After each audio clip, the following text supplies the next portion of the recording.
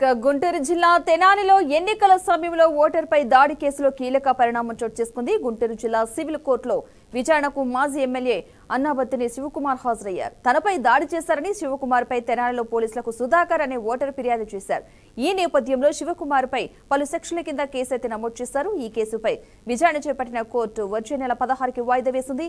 ఇదే అంశానికి సంబంధించిన పూర్తి సమాచారాన్ని మా ప్రతినిధి వాసు అందిస్తారు. వాసు,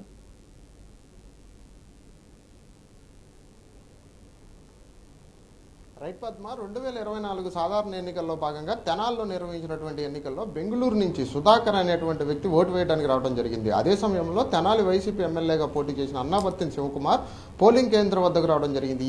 అయితే అన్నాబత్తిని శివకుమార్ డైరెక్ట్గా పోలింగ్ కేంద్రం లోపలికి వెళ్తున్న సమయంలో అక్కడ ఉన్నటువంటి సుధాకర్ అనే అతను ఆయన్ని అడ్డగించి ప్రశ్నించడం జరిగింది. అయితే తనను అడ్డుకోవడంపై తీవ్ర ఆగ్రహం వ్యక్తం చేసిన అన్నాబత్తిని శివకుమార్ సుధాకర్ పై దాడి చేసి చెంపదెబ్బ కొట్టాడు. వెంటనే సుధాకర్ కూడా రియాక్ట్ అయ్యి తిరిగి ఎమ్మెల్యేని చంపదెబ్బ కొట్టడం ఎన్నికల సమయంలో కలకలం అయితే రేపింది. ఈ నేపథ్యంలో అన్నాబత్తిని శివకుమార్ అనుచరులు వెంటనే సుధాకర్ పై దాడి చేసి ఒక్కసారిగా విరుచుకుపడి అతన్ని తీవ్రమైన గాయాలు అయితే చేశారు. అయితే ఈ అంశానికి సంబంధించి అప్పట్లో మీడియాలో వచ్చిన కథనాలు అయితే కానీ, బయటకు వచ్చిన దాడికి సంబంధించినటువంటి క్లిప్పింగ్ అయితే కానీ వైరల్గా మారడంతో ఎన్నికల కమిషన్ ఏదైతే ఉందో అప్పుడు విచారణకు అయితే ఆదేశించడం జరిగింది. అప్పట్లో తెనాల్లో ఈ కేసుకు సంబంధించినటువంటి సుధాకర్ ఫిర్యాదు చేసినప్పటికీ పోలీసులు ఇప్పటి వరకు ఎటువంటి చర్యలు అయితే తీసుకోకపోవడం వలన కూటమి ప్రభుత్వం అధికారంలోకి వచ్చిన తర్వాత ఇప్పుడు గుంటూరు రేంజ్ ఐజీగా వ్యవహరిస్తున్న సర్వశ్రేష్ఠ త్రిపాఠిని కలిసి దాడికి సంబంధించి తిరిగి సుధాకర్ ఫిర్యాదు చేయడం సంబంధించినటువంటి దాడికి సంబంధించి పలు సెక్షన్ల కింద కేసును అయితే నమోదు చేశారు. ఆ తర్వాత సుధాకర్ కోర్టును కూడా ఆశ్రయించారు. ఇదే దాడికి సంబంధించి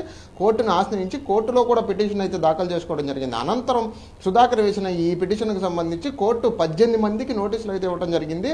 ఆ 18 మందితో పాటు అన్నాబత్తిని శివకుమార్ కూడా నోటీసులు ఇవ్వడం జరిగింది. ఈ రోజు అన్నాబత్తిని శివకుమార్ దీనికి సంబంధించినటువంటి విచారణలో ఈ నేపథ్యంలోనే కోర్టుకైతే హాజరయ్యారు. గుంటూరు జూనియర్ సెషన్ జడ్జి ముందు హాజరుపరచడం అనేది జరిగింది. దీనికి సంబంధించి సుధాకర్పై దాడికి సంబంధించినటువంటి ఏ విషయానికైనా సరే అతను 2 రోజుల నుంచి విచారణకైతే రావాలని చెప్పి 2 రోజుల తర్వాత జరిగేటువంటి అంశాలకు సంబంధించి కూడా సుధాకర్ను అయితే విచారణ చేసే విధంగా కనపడుతుంది. ఈ రోజు విచారణ అనంతరం ఈ కేసుకు సంబంధించి జనవరి 16కు అయితే ఈ కేసును అయితే వాయిదా వేయడం జరిగింది. ఎందుకంటే సంక్రాంతి సెలవుల నేపథ్యంలో కోర్టుకి సెలవులు ఉంటాయి కాబట్టి జనవరి 16కి తిరిగి ఈ కేసును విచారణకైతే జరిగేటువంటి పరిస్థితులు అయితే స్పష్టంగా కనపడుతున్నాయి. ఏది ఏమైనప్పటికీ అప్పట్లో ఈ సంఘటన జరిగిన